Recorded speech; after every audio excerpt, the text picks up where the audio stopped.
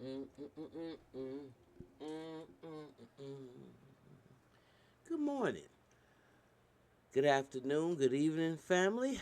How you doing? And welcome to this place I like to call the mental house.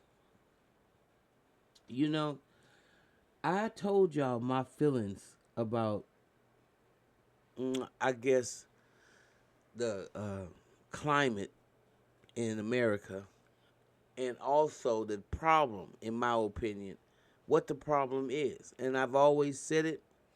I've said it on more than one occasion. The YTE male is pretty much responsible for all the drama that we experience. Well, my friend said, don't forget about they mothers because they have hate filled wounds. They wombs that you carry a baby in is full of hatred and anger. And so you can't negate either one. They both are crazy. Interesting. So I thought it was just my, well, I didn't think it was just my feelings because nobody ever has a thought and it belongs solely to them. But I often have thought that um, the problem on the planet is the white male, and I have to say it. He is responsible for so much. So I figure instead of me saying it, you know, and be blackballed or ridiculed, I thought I'd allow this to be explained by another white male. And I think he does a fantastic job. Check it out, y'all. Check him out.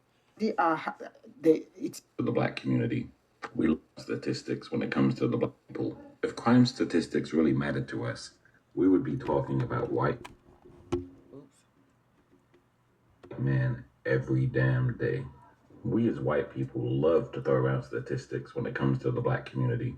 We love to misconstrue data about poverty rates, crime rates, single parent households. Here's the thing, if you really want to talk about problematic behavior in terms of statistics, we need to talk about white men. Most mass shootings in America, white men. School shootings, white men.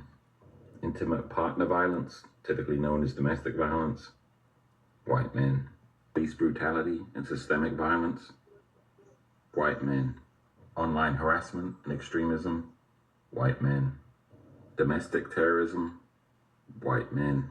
Serial killers, white men. The demographic making up the vast majority of CEOs, judges, senators, and police chiefs who refuse to hold white men responsible, white men. And yet us white men are really talked about as being a problem. Few white people are asking what's wrong with white men, what's wrong with the culture. Few white men are demanding that we be fixed. And why? Because we as white men humanize and individualize white violent offenders. And it's time to flip the script. To shame and blame because I know white males are incredibly fragile when it comes to that, but instead to name what's really going on and who continues to be protected and not held accountable because of selective storytelling. I hope this helps.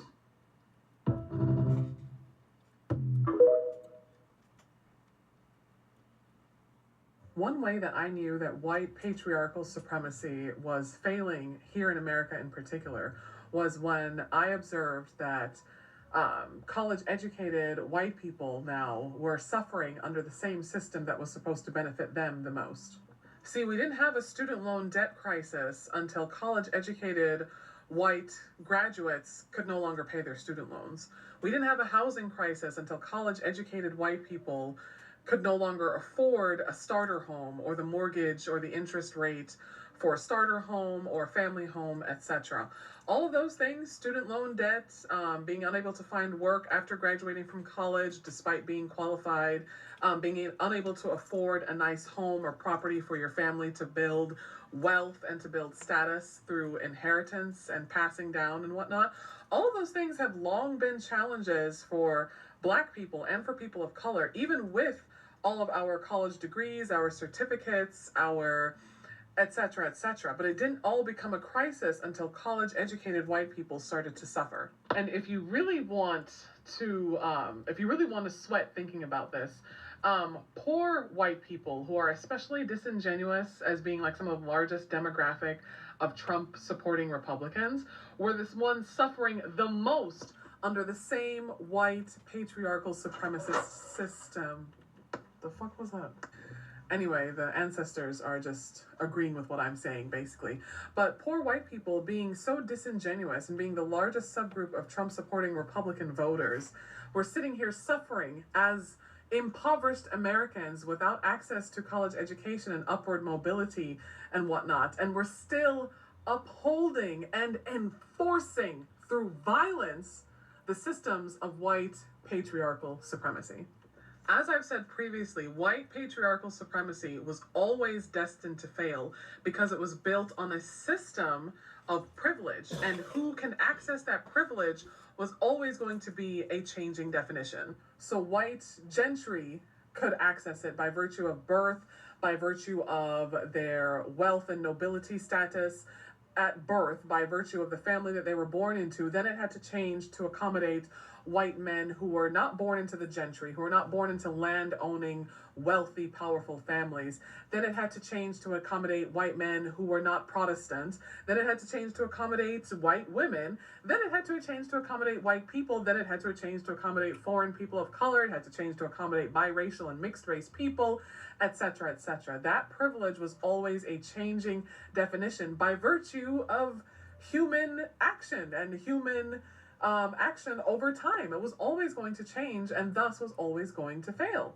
Why we have neo-Nazism and why we have fascism and Proud Boys and Oath Keepers and all this shit popping up now is because now white people are being subjected to the systemic institutionalized violence that Black people and people of color were always subjected to. Right? But the white patriarchal supremacy being the self-eating snake it was really only a matter of time before the definition of who is privileged in America would change. So now that the definition of who has access to power, who has access to college education, who has access to home ownership, who has access to upward economic and financial mobility has changed and has varied to include wider groups of people. Now the self-eating snake has to adjust how it eats and how it subjugates and oppresses. And so it turns to a wider, bigger population, a bigger demographic of people to subjugate and oppress. And who else is left but other white people? Because Black people have already been subjugated and oppressed. Non-Black people of color have already been subjugated and oppressed. Please see Native Americans. Non-Black people of color who are foreigners have already been subjugated and oppressed. So the snake looks around like, well, I've eaten all of these people. I've conquered all of these people. Who else is next? Because I'm hungry. I still have to eat. I am a snake. I am a viper. I still have to eat. I still have to consume in order to stay alive. And if now college-educated middle-class white people are all that's left, they're going to be consumed as well. Too bad, so sad. It was unheard of that a college-educated white person couldn't find a good job after graduating from university. That was the whole point of getting a college degree. It was unheard of that college-educated white people were struggling with failure to launch and moving out of familial homes in their 20s and 30s. It was unheard of that college-educated white people were working in the service industry in menial manual labor jobs despite having a college degree and being white. That was unheard of, and it didn't become a crisis until it started impacting college-educated white people. That self-eating snake is eating them up now too, and it has always been eating us, so we've always had to adapt.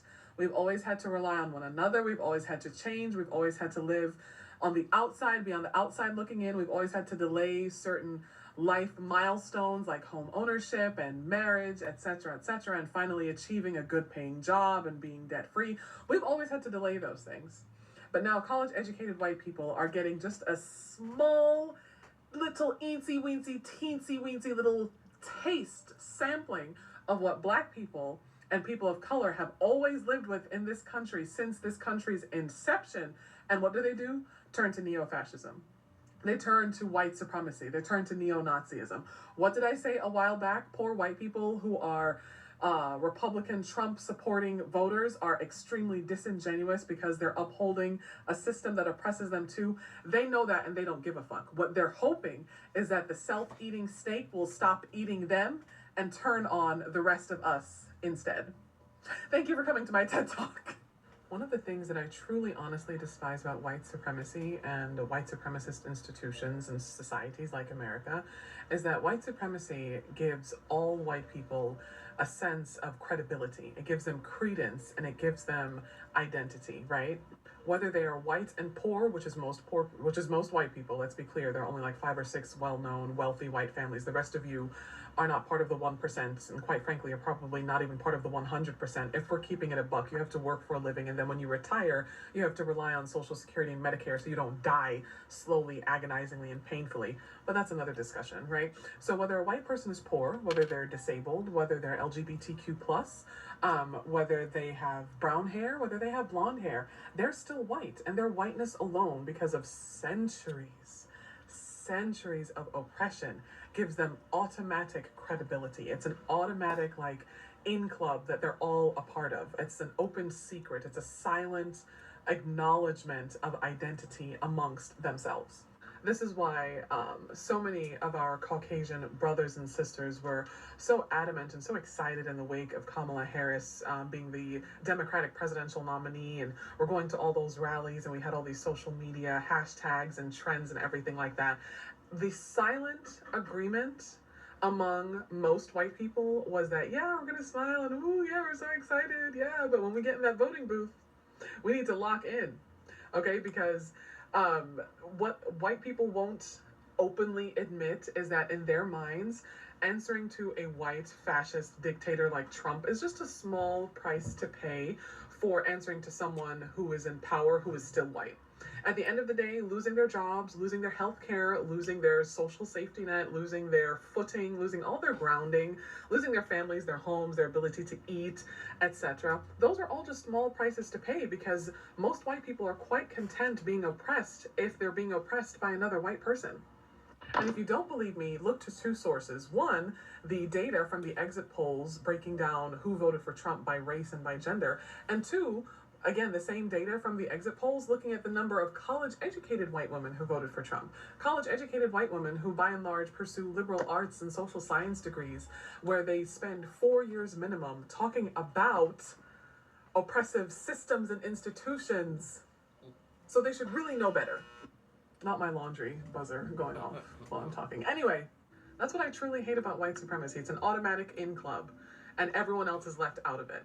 That's why we don't celebrate, like, White History Month or what have you, is because whiteness is based on what you're not, as opposed to just a celebration of culture and traditions and survival in the face of certain autocratic regimes or the face of enslavement or Jim Crow laws or whatever.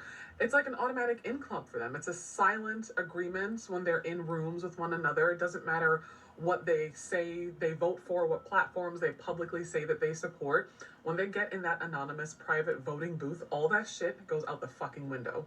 Systemic institutionalized white supremacy is the sole reason why a country like America is simultaneously the wealthiest country in the world and simultaneously does not have any federal widespread social safety nets for its citizens.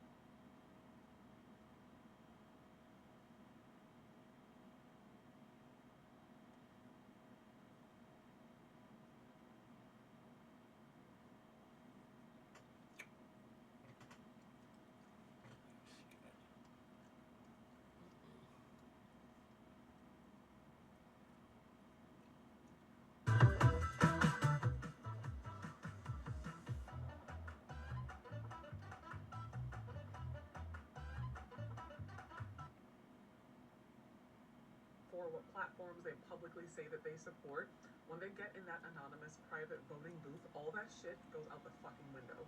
Systemic institutionalized white supremacy is the sole reason why a country like America is simultaneously the wealthiest country in the world and simultaneously does not have any federal widespread social safety nets for its citizens. And the few social safety nets that are available, called entitlements, that we have to wait until old age to receive, are on the chopping block every single time a Republican comes into power. That is why we have countries who are communist countries, countries that are socialist, countries that don't touch America's GDP or military power or might, and yet their citizens have better qualities of life than America does. White supremacy is the reason why that is. White people who survived the first Trump administration looked around and said, my suffering is A-okay with me if black people are suffering too, if brown people and non-black people of color and immigrants are suffering too, right? Watching all those people being deported and having their heads shaved and being publicly dehumanized and sent off to God knows where to probably never be seen again, while white people are here sitting here wondering how they're going to pay their bills now that the government agency they work for no longer exists, and the Medicare and the Social Security they live off of will soon no longer exist. That is A-okay with them. They will walk right into the gulag. They will walk right into the human concentration camps voluntarily, willingly, might I add, happily, if it means that the person running the concentration camp is another white person. They're okay with being oppressed. History has shown us this. The fact that there are still monarchies in European countries tells us this. Data from exit polls tells us this.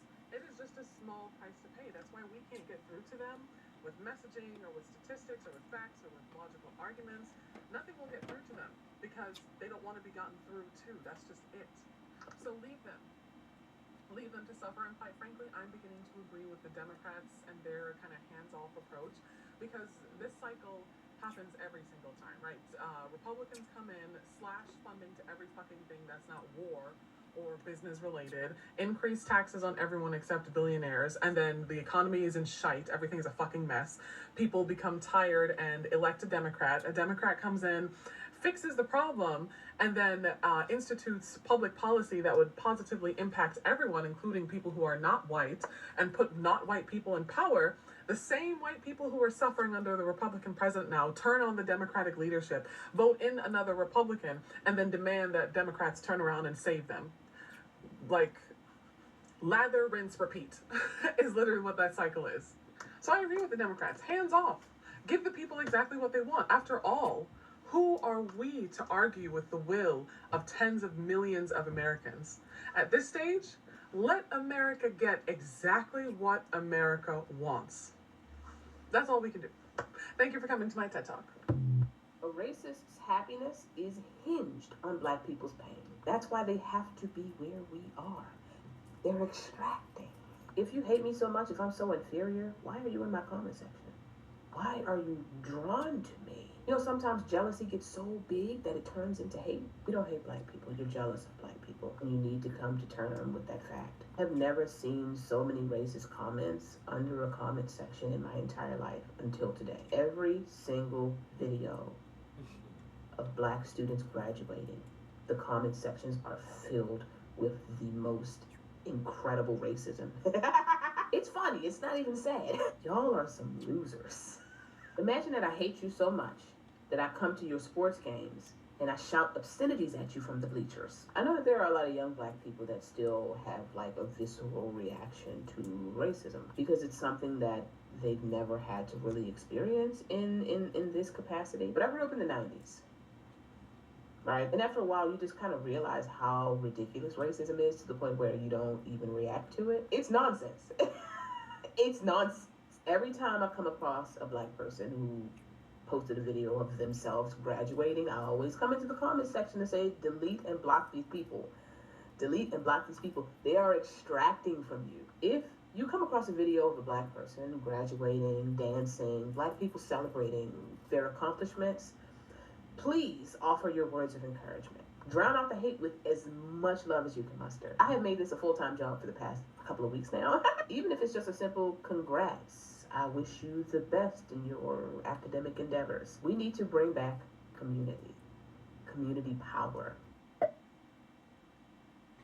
Somebody in the comment section said, I dare you to let me build you a completely free e-commerce store pre And yet have only made it as far as minimum wage. Yeah, that about explains it. I mean, I want you to put yourself in white people's shoes just for a second. You're in a race, right? And in that race, you are the closest to the finish line while everybody else is still at the very start. And yet, you still lose the race somehow. So, of course, you're going to be looking for reasons to justify your loss. And you're also going to be looking to other people to give you those reasons as well. And to conceal the fact that the race was rigged from the very beginning, they're going to tell you that it was black people's fault. They must have been wearing special shoes. When in reality, black people are just smart. And I'm not saying that we're any smarter than you. What I'm saying is that black people aren't held back by the things that make you stupid. Like, if racism wasn't your defining characteristic, you might be smart. You might be able to do the same things we've been able to do in 400 years. Instead of just being smarter, you've made up reasons and you've made justifications for why black people are innately dumber. You know, I used to be jealous of the freedom that white people have. The freedom to travel, the freedom to just be themselves and be considered an individual and not be grouped in with the entirety of their race. But I'm not anymore. Nope. A lot of white people are slaves. This is all I got from those videos. Now it's I don't know, people. What y'all think about that, family? Did y'all hear that?